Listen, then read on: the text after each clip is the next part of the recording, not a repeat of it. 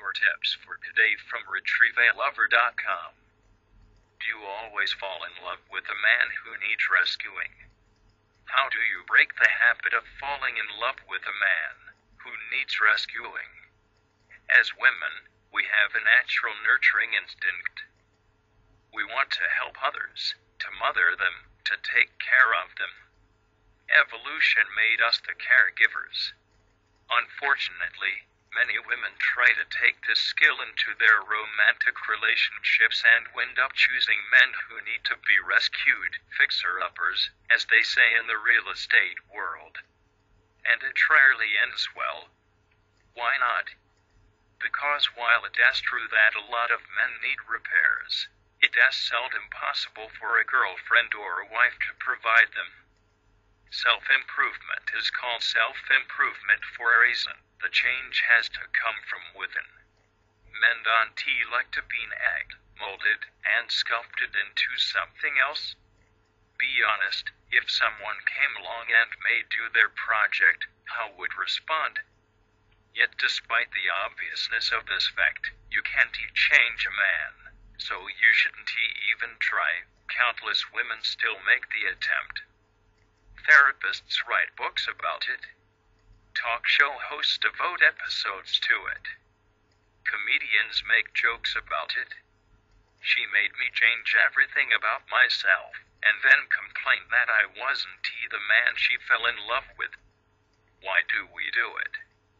Sometimes the problem is very easy to understand, we just don't notice we're redoing it. Studies show that for as much as women tend to dissect their individual relationships, they often overlook threads that run among several of them. Hence, though you might have had 4 bad relationships in a row, you might not notice that they were all bad in the same way. That is, that the men needed fixing, and you weren't able to make the repairs. Identifying the pattern is the first step in breaking it, of course. Having recognized that you choose these men, what are the underlying reasons for it? It often goes back to a woman's earlier life and childhood. Despite our best efforts, we often subconsciously seek out relationships that mirror the ones our parents had. If your father was a deadbeat, there is a good chance you will unwittingly look for men like him. Sometimes it becomes a conscious thought. My father was abusive to my mother, so if I find a man like that, I can fix him, and do what my mother could make the world a better place. Of course, reason tells us this just isn't feasible most of the time.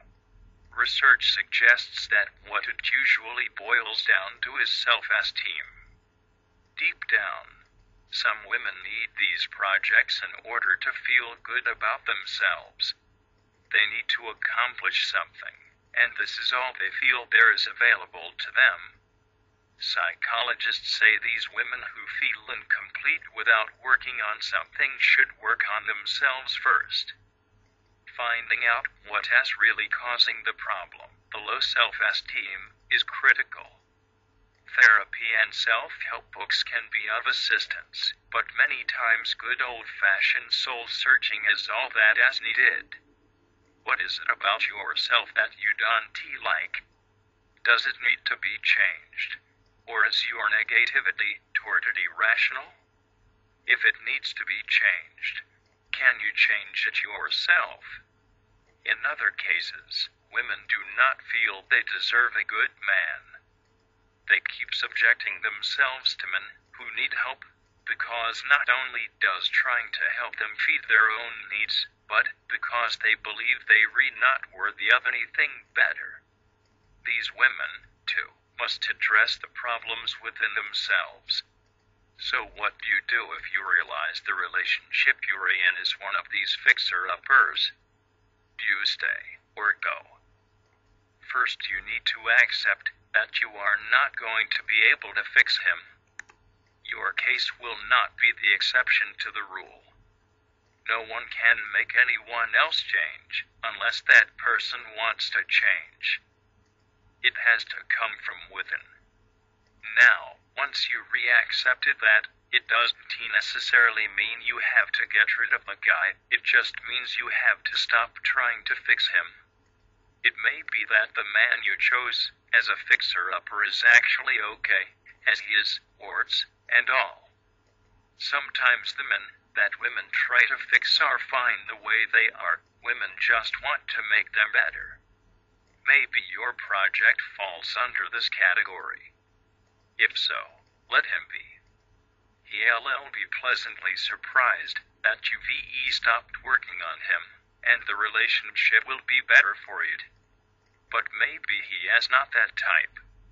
Maybe he really does need rescuing, from drugs, from immaturity, from irresponsibility, from alcohol, from something else. In that case, the only sensible thing is to cut him loose. You can't take it upon yourself to save people. It doesn't make you a bad person to leave him. You have to see to your own happiness first, and being with a miserable character has never made anyone anything but miserable. If you enjoy the tips I have for you here, do get more videos tutorials from my site hetretrievelover.com.